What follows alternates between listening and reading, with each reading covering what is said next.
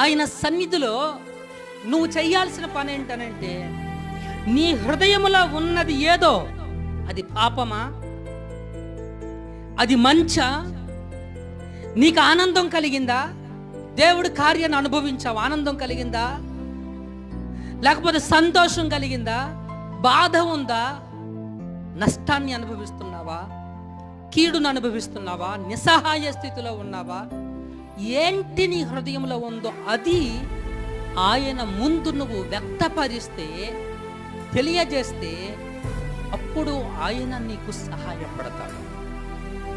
చాలామంది ప్రార్థన చేయమంటే ఇటు చూస్తున్నారు, ప్రార్థన చేయమంటే ఇటు చూస్తున్నారు. నాకు ఏ సిగ్గుసంత లేదు, నేను ప్రార్థన చేయాల్సిన అవసరం లేదని.